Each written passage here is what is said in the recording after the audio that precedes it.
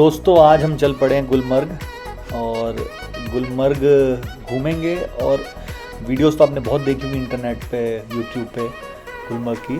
हम आपको इस वीडियो में एक कहानी भी बताने जा रहे हैं गुलमर्ग के बारे में, एक प्रेम कहानी। तो सबसे पहले तो मैं आपको ये बताता हूँ कि गुलमर्ग का मतलब क्या होता है। एक्चुअली गुलमर्ग एक दो पर्शियन शब्दों से मिलके बना है, गुल और मर्ग। गुल का मतलब होता है फूल और मर्ग का मतलब होता है meadow. So basically meadow of flower, that is what Gulmarg is. और इसके कश्मीरी में गुलमर्ग भी बोलते हैं। और कश्मीर में अगर आप देखेंगे तो बहुत सारे ऐसे जगह के नाम है जिसके एंड में मर्ग आता है, जैसे गुलमर्ग, सोनमर्ग, टनमर्ग। तो गुलमर्ग उनमें से एक है। अब इसकी कहानी बताता हूँ आपको। जैसा कि हिस्ट्री में लिखा गया है कि गुलमर्ग को सबसे पहले खोजा था, वो थे यूसुफ शाह चक, जो चक डायनेस्टी के लास्ट रूलर थे, जिन्होंने 1579 से 1586 के बीच में कश्मीर में राज किया था। उन्होंने इसे खोजा था। और कैसे खोजा था, तो वो एक बहुत ही घूमने फिरने वाले और मनमौजी किस्म के इंसान थे। तो एक बार वो घूमने निकले अपने घोड़े पे और घूमते घूमते काफ़ी दूर आ गए पहाड़ों पे। वहाँ पे उनको फूलों की बहुत अच्छी खुशबू आई और वो खुशबू का स्रोत जानने के लिए उन्होंने कहा कहाँ से खुशबू आ रही है। वो उसके पीछे पीछे गए और जाते जाते वो अचानक एक ऐसी जगह पहुँचे जहाँ पे बर्फ़ की चादर एक तरफ थी और दूसरी तरफ बहुत सारे फूल थे। तो ये देख के उन्होंने इस जगह का नाम गुलमर्ग रखा। और इनकी खुद की एक प्रेम कहानी थी जिसके बारे में बताता हूँ। तो जो यूसुफ शाह साहब थे, जैसा कि उनको घूमने फिरने का शौक़ था, तो एक बार वो घूमते घूमते पैम्पोर एक जगह है, वहाँ पहुँचे। पैम्पोर बेसिकली कश्मीर का वो हिस्सा है जहाँ पे केसर होती है, केसर के खेत हैं, बाग हैं। और वहाँ पे उनको एक छोटी सी कुटिया से बहुत सुरीली आवाज़ में कोई गाना गाने की आवाज़ है किसी लेडी की। तो वो उस तरफ बढ़े और उन्होंने देखा एक बहुत सुरीली आवाज़ में एक औरत वहाँ पे गाना गा रही थी जो बहुत ही ब्यूटीफुल थी। और उनका नाम जून था। उन्हें देखते ही शाह साहब को इश्क हो गया और उन्होंने उनसे शादी करने की इच्छा जाहिर करी। अब जून पहले से ही मैरिड थी, तो वो शादी कैसे कर सकती थी, तो उनके माँ बाप ने मना कर दिया। लेकिन जून को भी यूसुफ साहब बड़े पसंद आए थे और फाइनली दोनों ने भाग के शादी कर ली, अपने प्यार को परवान दिया। अब जब उसके बाद यूसुफ साहब उनको ले आए अपने महल में और जून का नाम जो है वो बदल के हब्बा खातून रखा गया, जिसका मतलब होता है लेडी लव। तो ऐसे इनकी प्रेम कहानी परवान चढ़ी। अब जहाँ प्रेम कहानी होती है वहाँ पे दर्द की कहानी भी होती है। तो एक दर्द की कहानी भी थी। दर्द की कहानी तो जैसा कि यूसुफ साहब घूमने फिरने के शौकीन थे, तो सर्दियाँ आई और वो फिर से निकल पड़े घूमने के लिए और नए नए तरीके के परिंदों को और नए नए तरीके की फूलों को, ये सबको देखने के लिए निकल पड़े। लेकिन राजाओं के साथ में ये बड़ी मुश्किल रही है कि उनके यहाँ पे साजिश करने वाले बहुत लोग होते थे। तो यूसुफ साहब के दरबार में भी साजिश करने वाले लोग थे और एक सईद मुबारक खान नाम के शख्स थे जिन्होंने उनका तख्ता पलट करने की सोची। और जब राजा वहाँ श्रीनगर से निकले तो उन्होंने वहाँ बगावत का ऐलान किया और तख्ता पलट कर दिया। और तो यूसुफ साहब की जो पहला रिंद था, जो पहला राज्य काल था, वो केवल 1 साल का रहा।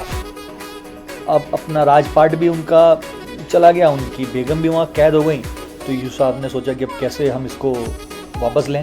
तो वो गए मुग़ल बादशाह अकबर के पास और वहीं पे उनसे गलती हो गई। जब वो मुग़ल बादशाह अकबर के पास में हेल्प मांगने गए तो अकबर को पता चला कश्मीर के बारे में, उसकी सुंदरता के बारे में।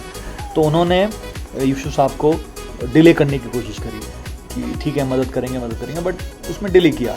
और यूसुफ शाह चक ये समझ गया। तो उन्होंने बाद में सोचा कि मैं खुद अकेले ही लड़के अपना राज्यपाट वापस लूँगा और मैं अकबर की मदद नहीं लूँगा। लेकिन वो एक बीज बो चुके थे ऑलरेडी मुग़ल बादशाह अकबर के मन में कश्मीर को लेके। तो यूसुफ चक ने जंग का ऐलान किया अपने चचेरे भाई लोहार शाह के ख़िलाफ़। और वहाँ पे सोपोर जो जगह है वहाँ पे युद्ध हुआ और उस युद्ध में यूसुफ शाह ने अपने चाचे के भाई लोहार शाह को हराया और वहाँ से वो वापस श्रीनगर आए और वापस अपना राजपाट उन्होंने लिया और अपनी बेगम फिर से उनको मिली। फतेह तो मिल गई यूसुफ चक को, लेकिन अकबर को उन्होंने बड़ा नाराज़ कर दिया, क्योंकि जब उन्होंने अपना मन बदला और अकबर से मदद लेने को मना कर दिया और अकेले जंग लड़ा, तो ये अकबर बादशाह को बड़ा नागवार गुजरा। ये गुस्ताखी जो थी बहुत नागवार गुजरी। तो उन्होंने यूसुफ शाह को बुला भेजा कि आप हमारे दरबार में आइए, चलिए आप जीत गए हैं, आप आइए, हम दोस्ती राह में लाते हैं और आप आइए हमारे साथ, आप आके हमको हमारे से दुआ सलाम कीजिए। लेकिन जो दरबारी थे यूसुफ चक के, उन्होंने मना कर दिया, उनको सलाह दी कि मत जाइए, क्योंकि वो कश्मीरी दरबारी नहीं चाहते थे कि मुग़ल बादशाह के पैर उधर पड़ें, और इसलिए उन्होंने मना कर दिया और यूसुफ चक नहीं गए। और ये और ज़्यादा अकबर को गुस्सा आया इस बात पे। तो 1586 में मुग़ल सेना ने हमला किया और लड़ाई हुई यूसुफ की आर्मी, यूसुफ चक की आर्मी और मुग़ल आर्मी के बीच में, और कई बार बातचीत हुई बीच में, लेकिन फाइनली यूसुफ को पकड़ लिया गया और पकड़ के और वो मुग़ल जेल में उनको ले आए, कश्मीर से बाहर निकाल के उनको ले आए। और 1591 में यूसुफ चक की जेल में ही मौत हुई। कट्टू चुक नाउंड बनियो वाला माशूक मियानो, ये गाना आज भी कश्मीरी लोग गाते हैं, जो यूसुफ चक की रानी ने गाया था उनकी याद में, जिसका मतलब है where are you my love, come home my love. तो ये थी कहानी यूसुफ चक की। और देखिए, हम चलते चलते चिल्ड्रन पार्क हमने घूम लिया है। तो चिल्ड्रन पार्क एक छोटा सा पार्क, एक बहुत बड़े मेडोज़ के बीच में। अब हमारा काफिला पहुंच गया है महाराजा पैलेस, महाराजा हरि सिंह पैलेस। ये देखते हैं ये, और आपको दिखाते हैं अंदर से।